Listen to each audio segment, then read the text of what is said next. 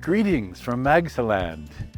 We are here today in a beautiful vineyard, bubbling water going out from the flood irrigation system behind us, taking care of these plants and what we do here in MAGSA and what we want to preserve from now and for the future.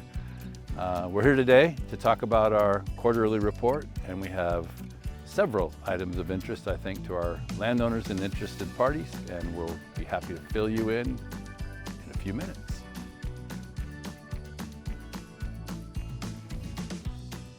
Well, the annual report was a good report.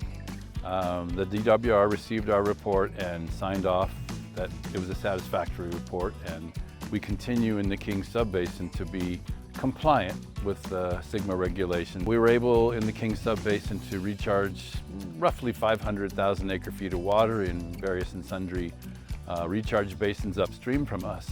MAGSA proudly reported 19,000 acres of recharge in the Terra Nova project. We worked with Terra Nova project and Don Cameron, landowner in MAGSA, to effectively use his Terra Nova project for the first time as a recharge project, and we were able to successfully complete 19,000 acres of recharge within MAGSA.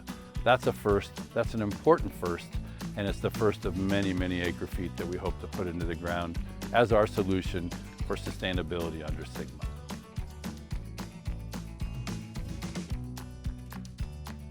There's an old saying that you can't manage what you don't measure.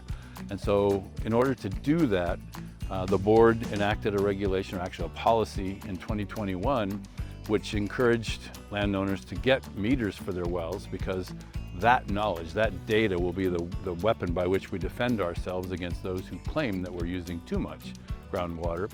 And they set a deadline, January 31st of 2025, for all of the groundwater wells within McMullin to have meters with telemetry, with monitoring, so that we can gather this data and we can put it into a format that can be used by the landowners to really control their use of that water, and used by management of the GSA to defend our GSA and our landowners against claims by those who want us to retire lands and do those kind of things unnecessarily.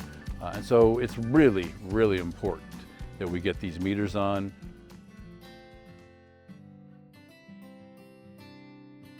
There will be potential consequences if you delay and do not install your meters and telemetry now. We anticipate that at the end of the year, or even in the fall, there's going to be a large order and there'll be supply chain issues. We know that the Made in America waiver will be removed in February of 2025. That will up the cost of the meter and telemetry. And we also are anticipating that our board will put in potential penalties after the deadline of January 31st, 2025. So please take action now and get this taken care of.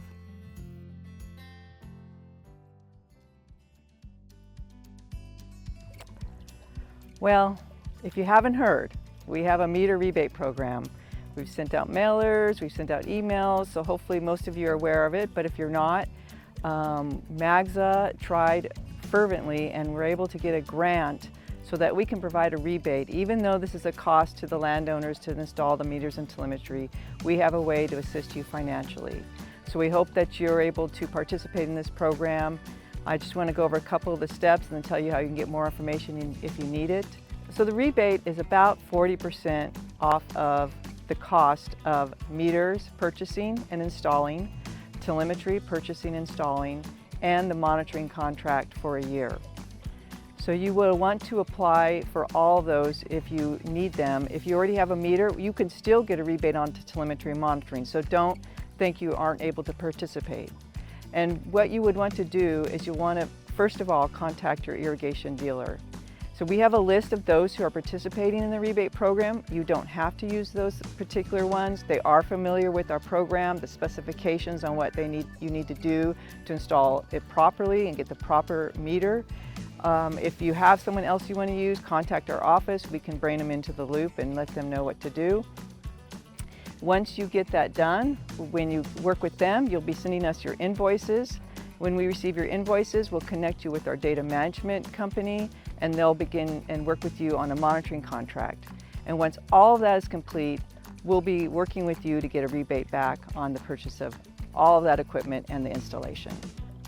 If you need more information on our rebate program, you can go to mcmullinarea.org/rebate. That's our website page that gives you all the information you need to know.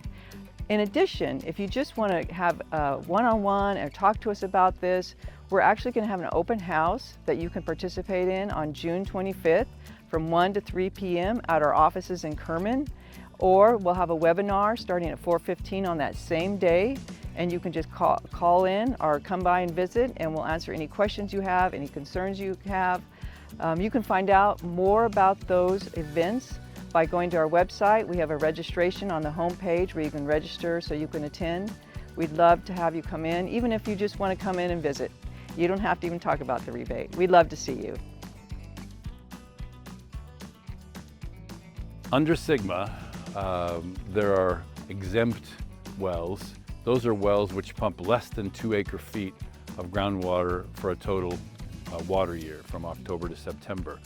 Generally speaking, those are the domestic wells, the wells which are set up to provide the drinking water and the household water and the household irrigation water for the gardens and so forth of our rural residential folks.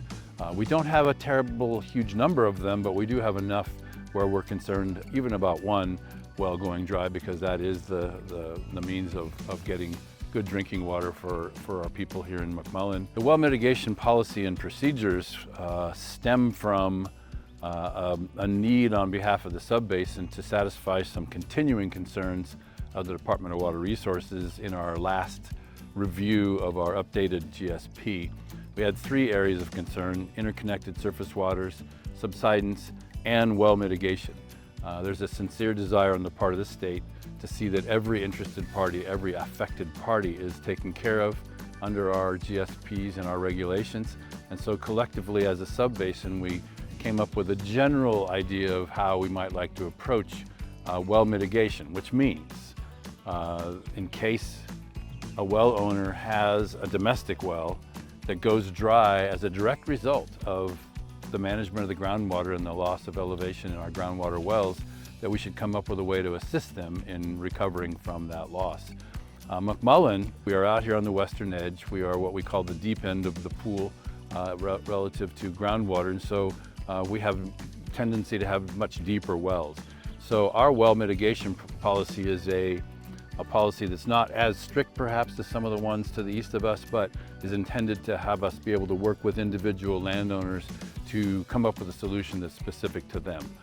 If we can find out that the well has in fact gone dry as a result of declining water levels, then we will go out of our way to assist them in taking care of that. The board adopted a policy which encourages that result. That was a couple of months ago, and then we just recently enacted implementing rules and regulations which will allow us to be more specific about how we might do that, from verifying the cause of the well going dry to the ultimate solution on how we might together make sure that that domestic well is returned to productive activity.